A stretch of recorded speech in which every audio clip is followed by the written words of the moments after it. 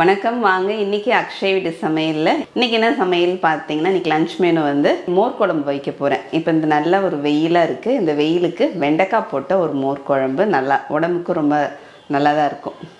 அதுக்கு side dish வந்து பார்த்திங்கன்னா, இப்போ ஊறுக்காயெலாம் நம்ம போட்டு வச்சுக்கிட்டோம்னா அந்த வெயில் சீசனில் இப்போ அதுவும் இல்லாமல் பூண்டு வந்து போன வருஷம்லாம் ரொம்ப விலை வந்து ரொம்ப ஜாஸ்தியாக விற்றுட்டே இருந்துச்சு.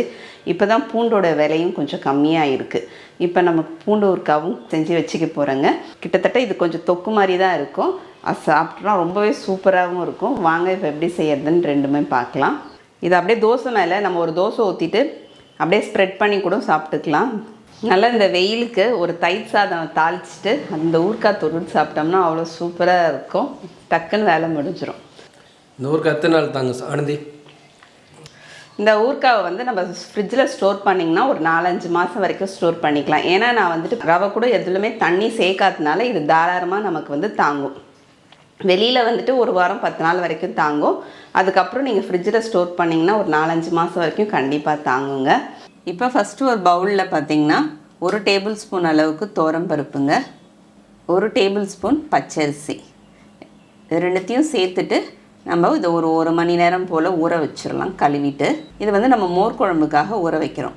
இப்போ ஸ்டவ்வில் ஒரு பேன் வச்சுருக்கேங்க. இதில் 1 ஸ்பூன் அளவுக்கு எண்ணெய் சேர்த்துடலாம். ஃபஸ்ட்டு மோர் குழம்பு வைக்க போகிறோம். அதுக்கு இது வந்து தேங்காய் எண்ணெய். மோர் குழம்புக்கு தேங்காய் எண்ணெய் சேர்க்கும்போது ரொம்பவே நல்லாயிருக்கும்.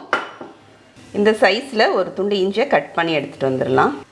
1 டேபிள் ஸ்பூன் அளவுக்கு தனியா சேர்த்துடலாங்க, 1/2 டேபிள் ஸ்பூன் ஜீரகம்,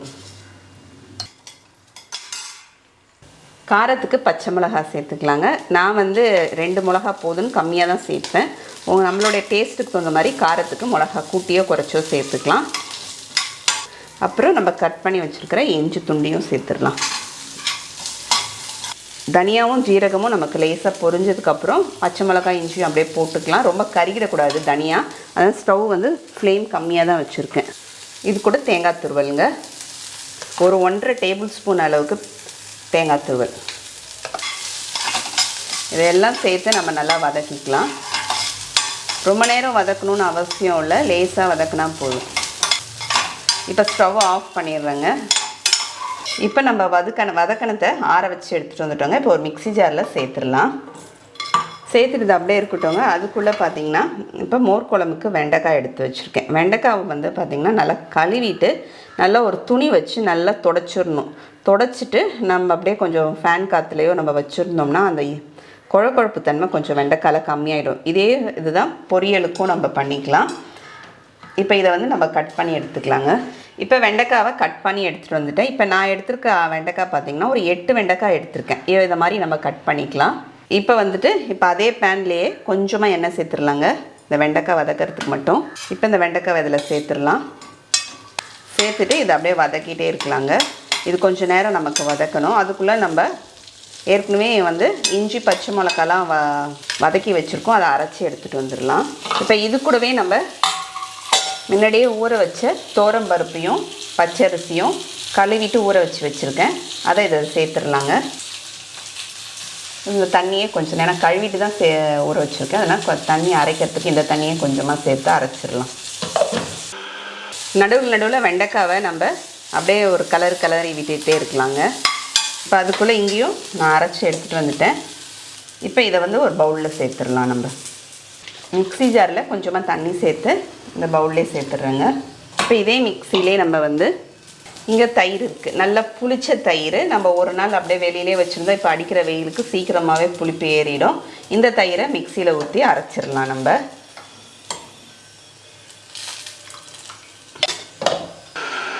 தயிர் வந்துட்டு ஒரு பல்ஸ் மோடில் ஒரு சுற்றினாவே நமக்கு நல்லா ஒரு க்ரீமியாக நமக்கு கிடச்சிரும். தயிர் இப்போ எந்த அளவுக்கு எடுத்திருக்கேன்னா இந்த கரண்டியால் ஒரு 6-7 கரண்டி அளவுக்கு தயிர் எடுத்திருக்கேங்க. இப்போ இங்கே வெண்டைக்காய் வந்து வதக்கியாச்சு. இப்போ இதை நம்ம ஓரமாக அப்படியே எடுத்து வச்சிடலாம். இப்போ இங்கே மிக்ஸி ஜாரில் தண்ணி சேர்த்துருக்கேன், தயிர் அரைச்சிட்டு இப்போ இதில் சேர்த்துடலாம். குழம்புக்கு வந்து பார்த்திங்கன்னா மோர் குழம்புக்கு கொஞ்சம் திக்காக இருக்குன்னா கொஞ்சம் தண்ணி சேர்த்துக்கலாம் நம்ம. இப்போ இதில் வந்து உப்பு சேர்த்துறேங்க. குழம்புக்கு தேவையான அளவுக்கு கல் உப்பு சேர்த்துறேன். மஞ்சத்தூள் ஒரு 1/2 ஸ்பூன் சேர்த்துக்கலாங்க. இப்போ அப்படியே மஞ்சத்தூள் உப்பும் சேர்த்துட்டு நம்ம கலந்து விட்டுட்டு ஸ்டவ்வில் ஒரு கடாய் எடுத்து வச்சுருக்கேன். இந்த கடாயில் இந்த குழம்பு சேர்த்துடலாம். குழம்பு வந்து கொஞ்சம் திக்காக தான் இருக்குது, இன்னும் கொஞ்சம் தண்ணி சேர்த்துடல. ஏன்னா கொதிக்கும் போது நமக்கு பார்த்திங்கன்னா இன்னும் கொஞ்சம் கெட்டிப்பட்டுரும். குழம்பு பார்த்திங்கன்னா அப்படியே ஒரு கொதி வரட்டும். நமக்கு லேசாக ஓரங்களில் பார்த்திங்கன்னா நமக்கு ஃபஸ்ட்டு நுரைச்சிட்டு வரட்டுங்க. இப்போ இந்த மாதிரி நம்ம நுரைச்சி நமக்கு வந்துகிட்டே இருக்கும்போது பார்த்திங்கன்னா நம்ம வதக்கி வச்சுருக்கிற வெண்டைக்காவையும் இதிலே சேர்த்துடலாங்க. சேர்த்துட்டு கலந்து விட்டுருவோம். இப்போ இதுக்கு இன்னும் தாளித்து சேர்க்கலை, நம்ம தாளித்து சேர்த்துடலாம். இப்போ தாளிக்கிறதுக்கு அதே பேனில் வந்து பார்த்திங்கன்னா 1 ஸ்பூன் அளவுக்கு தேங்காய் எண்ணெய் சேர்த்துடலாம். நம்ம தாளிச்சுட்டு குழம்பு கொதிக்க வைக்கலாங்க. இல்லைனா கடைசியாக தாளித்து சேர்க்கலாம். இன்றைக்கி நான் கடைசியாக தான் தாளித்து சேர்க்குறேன். எண்ணெய் காஞ்சதுக்கப்புறம் ஒரு 1/2 ஸ்பூன் அளவுக்கு கடுகு பொரியும் போதே பார்த்திங்கன்னா 1 ஸ்பூன் அளவுக்கு உளுத்தம்பருப்பு, அப்புறம் ஒரு 1/2 ஸ்பூன் ஜீரகம், ஒரு 10 போல் பார்த்திங்கன்னா வெந்தயம், இதெல்லாம் போட்டு நம்ம தாளிச்சிக்கலாம். கூடவே பார்த்திங்கன்னா ஒரு 4 காஞ்ச மிளகா, கூட கொஞ்சமாக கருவேப்பிலை, பெருங்காயத்தூள் போட்டு தாளித்து குழம்புல அப்படியே சேர்த்துட்டோம்னா தாளித்து சேர்த்து நமக்கு கொதி வந்துச்சுங்க. இப்போ கொத்தமல்லி தழை தூவி இறக்கிடலாம். இப்போ நமக்கு இந்த வெயிலுக்கு நல்லா இதமான ஒரு வெண்டைக்காய் மோர் குழம்பு ரெடி ஆயிடுச்சு. இப்போ வாங்குங்க பூண்டு ஊறுக்காய் எப்படி செய்யறதுன்னு பார்க்கலாம். இப்போ பூண்டு ஊறுக்காய் தாளிச்சிடலாங்க. இப்போ ஸ்டவ்வில் ஒரு கடாய் எடுத்து வச்சுருக்கேன். இப்போ மோர் குழம்பை வச்சு முடிச்சிட்டோம். இப்போ ஃபஸ்ட்டு ஊறுக்காய்க்குன்னு ஒரு பொடி அரைப்போம். எல்லா ஊறுக்காய்க்கும் இந்த பொடியை நம்ம ரெடி பண்ணி வச்சுட்டு இருந்தால் இந்த பொடியை வந்து எல்லா ஊறுக்காயிலையும் சேர்த்துக்கலாம். இப்போ நான் பூண்டு ஊறுக்காய்க்கு இந்த ஊறுக்காய்க்கு மட்டும் நான் எடுத்துக்கிற அளவுக்கு மட்டும் இந்த பொடி சொல்கிறேன். இப்போ 1/2 ஸ்பூன் அளவுக்கு கடுகு சேர்த்துடலாங்க வெறும் கடாயில். ஒரு 3/4 ஸ்பூன் அளவுக்கு வெந்தயம். எப்பயும் வெந்தயம் வந்து கொஞ்சம் கம்மியாக இருக்கணும், அப்போ தான் நமக்கு கசப்பு எடுக்காமல் இருக்கும், இல்லைனா கசப்பாயிடும் நமக்கு. இப்போ இது அதே மாதிரி கருகிடாமல் அப்படியே லோ ஃப்ளேமில் வச்சு கொஞ்சம் பொன்னிறமாக வறுத்துக்கணும். போட்டோன்னே நமக்கு பாருங்கள் கடுகு நல்லா பொரியுது. அதே மாதிரி வெந்தயமும் நமக்கு அப்படியே லேசாக பொன்னிறமாக செவந்து வரும். இந்த கடுகு வந்து நம்ம ஊறுக்காய்க்குலாம் ஒரு ப்ரிசர்வேஷன். இப்போ நல்லா செவந்துருச்சு. இப்போ நான் எடுத்துட்டு இந்த உரலில் சேர்த்துறேன். இப்போ பூண்டு ஊறுக்காய்க்கு நம்ம மோர் குழம்பு வச்சுட்டோங்க. இப்போ பூண்டு ஊறுக்காய்க்கு அது மாதிரி ஒரு பொடிக்கு கடுகும் வெந்தயமும் நம்ம வறுத்து பொடி பண்ணுறதுக்காக இந்த உரலில் கொட்டி வச்சுருக்கோம். இதை அப்படியே நுணுக்கி எடுத்துக்கலாம். இப்போ நான் இன்றைக்கி எந்த அளவுக்கு பூண்டு எடுத்துக்கலாம்னா ஒரு 1/4 கிலோ அளவுக்கு பூண்டை எடுத்து தோல் உரித்து நல்லா கழுவிட்டு அதை இங்கே வந்து பார்த்திங்கன்னா துணியில் போட்டு வச்சுருக்கேன். ஈரமே இருக்கக்கூடாதுன்றதுனால நம்ம கழுவிட்டு பூண்டை இதை மாதிரி ஒரு துணியில் போட்டு நம்ம நல்லா காய வச்சுருந்தோம்னா இந்த மாதிரி காஞ்சி இருக்கும் நமக்கு. அந்த மாதிரி வந்து ஒரு டிப்ஸும் சொல்கிறேங்க. பூண்டு வந்துட்டு நம்ம உரித்து வந்து ஃப்ரிட்ஜில் ஸ்டோர் பண்ணிக்கலான்னு சொல்லிட்டு ஸ்டோர் பண்ணுவோம். அதை மாதிரி பூண்டை வந்து வெங்காயமும் தெரியும், நிறைய பேருக்கு தெரியும் வெங்காயத்தை ஃப்ரிட்ஜில் ஸ்டோர் பண்ணக்கூடாதுன்ட்டு. அந்த மாதிரி பூண்டும் அப்படி தான் உரித்து வச்சுட்டு நான் ஒரு வாரத்துக்கு வச்சுக்கலான்னு அப்படி வச்சுருக்கும் போது அது உடம்புக்கு ரொம்பவே கெடுதல். அதில் அந்த முளையெல்லாம் வர ஆரம்பிச்சிருச்சுன்னா அது அப்படி இருக்கக்கூடாது. நமக்கு எப்போ வேணுமோ பூண்டை வந்து நம்ம அப்போ தான் உரித்து நம்ம யூஸ் பண்ணுறது நல்லதுன்னு சொல்கிறாங்க. அதனால் முடிஞ்ச அளவுக்கு நம்ம வந்துட்டு அப்பயே உரிச்சிக்க பார்க்கலாம். அப்படி இல்லைன்னா ஒரு நைட்டு உரித்து வச்சு காலையில் ஸ்கூலுக்கு போகணும் ஆஃபீஸ் போகணுன்னு அவசரத்துக்கு வேணால் நைட்டுக்கு உரித்து வச்சுட்டு காலையில் எடுத்து யூஸ் பண்ணிக்கலாம். அது ரொம்ப 4-5 நாளைக்கு வச்சுருக்கிறது தவிர்க்கலாங்க. இப்போ வாங்க, இப்போ இந்த பூண்டை வந்துட்டு இப்போ கடாயில் ஊறுக்காய்க்கு எப்பயுமே நல்லெண்ணெய் நல்லாயிருக்கும், நல்லெண்ணெய் சேர்த்துக்கலாங்க. ஒரு கரண்டி அளவுக்கு ஒரு நல்லெண்ணெய் சேர்த்துருக்கேன். ஒரு 2 டேபிள் ஸ்பூன் அளவுக்கு நல்லெண்ணெய் சேர்த்துருக்கேன். இப்போ வந்து நம்ம க்ளீன் பண்ணி இங்கே காய வச்சுருக்கிற பூண்டை வந்து இந்த எண்ணெயில் சேர்த்துடலாம். பூண்டு நம்ம எண்ணெயில் சேர்த்துட்டு ஒரு மீடியமுக்கும் லோவுக்கும் ஃப்ளேம் வச்சுட்டு நம்ம நல்லா இதை ஒரு பொன்னிறமாக நல்லா வதக்கிக்கணும். இந்த அளவுக்கு நமக்கு வதக்கும் போது தான் அதில் இருக்கிற ஈரப்பதம்லாம் நமக்கு இல்லாமல் இருக்கணுங்க. அதுக்காக நல்லா வதக்கிடலாம். ஏன்னா ஊறுக்கான்றதுனால நம்ம 4 படை கொஞ்சம் வச்சுருக்கும் போது கெட்டு போகாமலாம் இருக்கணும். அதுக்காக எதுலேயுமே ஈரம் இல்லாமல் பார்த்துக்கிறது நல்லது. இப்போ பூண்டு நம்ம வதக்கிட்டே இருக்கிறதுக்குள்ளே நம்ம வறுத்து வச்சுருக்க கடுகு வெந்தய பொடியை வந்து நம்ம நுணுக்கி எடுத்துக்கலாங்க. நீங்கள் மிக்ஸி ஜார் சின்னதாக இருந்தால் கூட அதில் கூட போட்டு பொடி பண்ணிக்கிங்க. நான் இன்றைக்கி வந்து இதில் நுணுக்கி தான் எடுத்துக்கிறேன். இப்போ நல்லா இதை மாவாக நம்ம நல்லா நுணுக்கி எடுத்துக்கிட்டோங்க.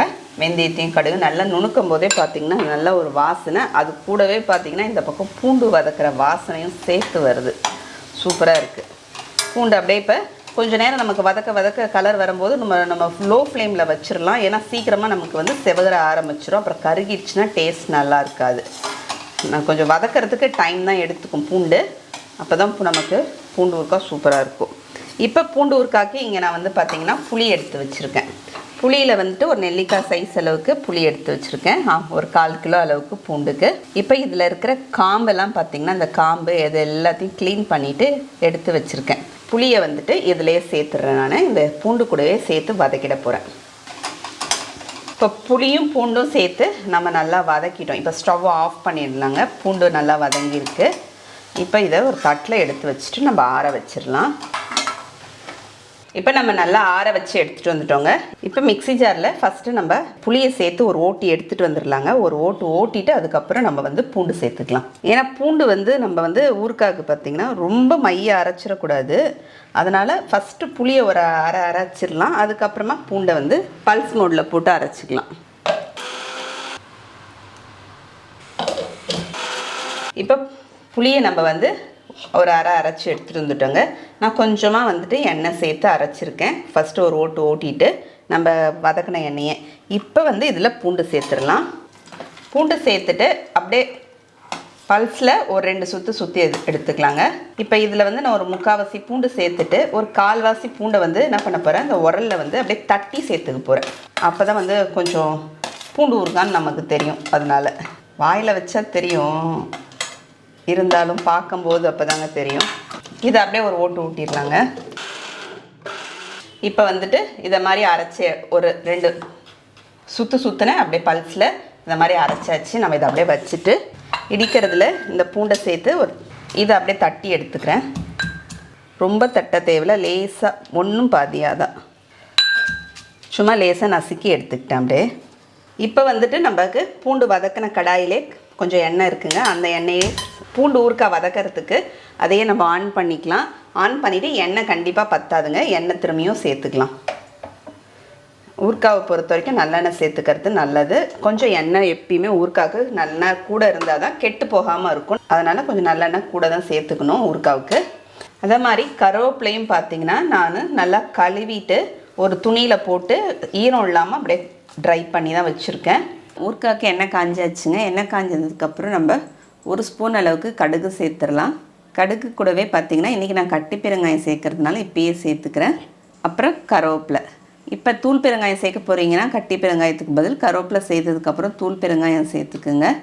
இது கட்டி பெருங்காயம் பார்த்திங்கன்னா ஊறுகாயில் கொஞ்சம் கரையாமல் இருந்துச்சு. அதனால் நீங்கள் தூள் பெருங்காயம் சேர்க்குறதே பெஸ்ட்டு. இப்போ நான் அரைச்ச விழுதை சேர்த்துட்டேங்க. இப்போ நம்ம அதே மாதிரி இங்கே தட்டி வச்சுருக்கிற பூண்டியும் சேர்த்துட்றேன். இப்போ இதில் நம்ம ஒரு 1/2 ஸ்பூன் போல் மஞ்சத்தூள், காரத்துக்கு மிளகாத்தூள். இது வீட்டில் அரைச்ச மிளகாத்தூளுங்க, வெறும் மிளகாத்தூள். நான் இப்போ எடுத்துக்கிட்ட அளவுக்கு ஒரு 2.5 இந்த ஸ்பூனால் 2.5 ஸ்பூன் போட்டுக்கிறேன். கடைத்தூள் போட்டிங்கன்னா கொஞ்சம் காரம் ஜாஸ்தியாக இருக்கும், அதனால் பார்த்து சேர்த்துக்குங்க. இப்போ உப்பு சேர்த்துக்கிறேங்க. உப்பு பார்த்திங்கன்னா 3/4 டேபிள் ஸ்பூன்லேருந்து 1 டேபிள் ஸ்பூன் அளவுக்கு உப்பு சேர்த்துக்கலாம், சரியாக இருக்கும். இப்போ நான் ஸ்டவ் ஆஃப் பண்ணி தான் வச்சுருக்கேன். இப்போ ஸ்டவ் ஆன் பண்ணிடுறேங்க. ஏன்னா நம்ம போடுறதுக்குள்ளே பார்த்திங்கன்னா எல்லாம் அப்படியே நமக்கு ஒரு பக்கம் கருக ஆரம்பிச்சிடும். அதுக்காக தான் ஸ்டவ் ஆஃப் பண்ணிவிட்டு பொடியெல்லாம் போட்டுட்டு அதுக்கப்புறம் நம்ம ஸ்டவ் ஆன் பண்ணி லோ ஃப்ளேமில் வச்சுக்கலாம். இப்போ இது கொஞ்சம் நேரம் நமக்கு நல்லா வதங்கணும். ஏன்னா உப்பு மிளகாத்தூள்லாம் போட்டிருக்கோம். மிளகாத்தூளுடைய பச்சை வாசனையில் அந்த நல்லா சுருண்டு வதங்கி வரணும் நமக்கு. இப்போ நமக்கு வெல்லத்துருவல் சேர்த்துக்கலாங்க. ஒரு 3/4 ஸ்பூன் அளவுக்கு சேர்த்துக்கலாம். வெல்லம் சேர்க்க மாட்டோம், ஆனால் வந்துட்டு புளி சேர்த்துக்கிறதுனால நமக்கு அப்போ தான் உப்பு காரம் நமக்கு வந்து பேலன்ஸ் பண்ணும். அதனால தான் வந்து நான் கொஞ்சமாக இப்போ வெல்லம் சேர்த்துருக்கேன். இப்போ நம்ம வெல்லம்லாம் சேர்த்து முடிச்சதுக்கப்புறம் இப்போ நம்ம நுணுக்கி வச்சுருக்கிற இந்த பொடியை வந்து சேர்த்துடலாங்க. இந்த பொடியை போட்டுட்டு நம்ம ஸ்டவ்வை உடனே ஆஃப் பண்ணிடணும். இப்போ எனக்கு நான் காமிச்ச அளவே எனக்கு இங்கே குவான்டிட்டியை பார்த்தோன்னே கம்மியாக தான் இருக்குது. அதனால் பொடி வந்துட்டு இப்போ இந்த ஸ்பூனால் ஒரு 3 ஸ்பூன் தான் போட்டிருக்கேன். ஸ்டவ்வை ஆஃப் பண்ணிவிட்டு நல்லா கலந்து விட்டுருங்க. பூண்டு ஊறுகாய் சூப்பராக ரெடி ஆயிடுச்சு. இப்போ நம்ம டேஸ்ட் பார்த்துடலாங்க. பிசைஞ்சு 1 வா தான் சாப்பிட்ணும். ஊறுகாவை சாப்பிட்டா உடம்புக்கு ஒன்றும் பண்ணாது. ஊறுகாவை நல்லா ஒரு 4 வா சாதத்துக்கு பிசைஞ்சு சாப்பிட்டா அது உடம்புக்கு கெடுதல். ஏன்னா அதில் அவ்வளோ எண்ணெய் ஊற்றுரும், காரம் போடுறோம். அதனால் ஆசைக்கு 1 வா. ஃபஸ்ட்டு மோர் குழம்பு தான் சாப்பிட்ணும் எனக்கு, ஏன்னா மோர் குழம்பு ரொம்ப பிடிக்கும். ரொம்பவே நல்லாயிருக்கு. இப்போ ஊறுகாய் சாதம் சாப்பிட்டு பார்த்துடலாம். ரொம்பவே நல்லாயிருக்கு. நீங்களும் அது மாதிரி செஞ்சு பார்த்துட்டு அப்படின்னு கமெண்ட்டில் சொல்லுங்கள். அடுத்த வீடியோவில் பார்க்கலாம். தேங்க்யூ.